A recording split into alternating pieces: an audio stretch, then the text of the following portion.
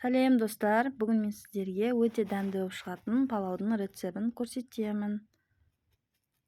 Ең алдымен қызып тұрған қазанымызға шімшік майымызды молырақ қылып құямыз.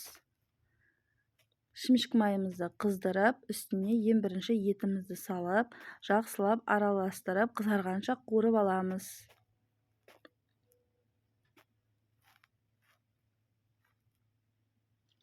Мінекей етіміз қызарып қуырылды, енді үстіне жуамызды салып, тағы да жақсылап қуырамыз.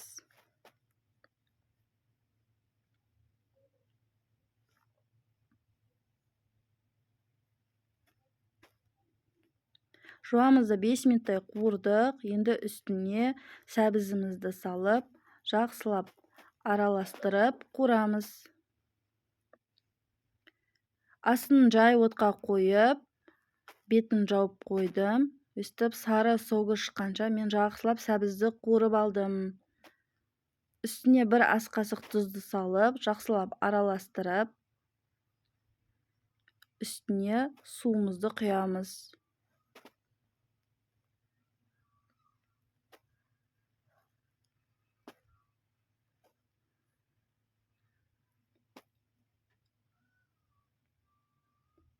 Мінекей суымызды қайнатып алдық. Қайнағаннан кейін астын басып, еті піскенше 1 сағат қайнатып алыңыздар. Мінекей 1 сағат өтті, достар. Енді үстіне жуылып, тазартылған күрішімізді саламыз. Күрішімізді барлығын біркелкі қылып жаямыз. Сәбіздің үстіне барлығы біркелкі болу керек. Достар, бұл палау 3-4 адамға шақталып жасалған. 2 кесе күріш. Мен толық рецепті қазір описанияға жазып кетемін. Мына үстіндегі суы күрішімізден 1 сантиметр асып тұру керек, одан көп болмасын. Мінекей 5 минут қатты отта қайнаттық. 5 минуттан кейін осылай суының барлығы сарқылды.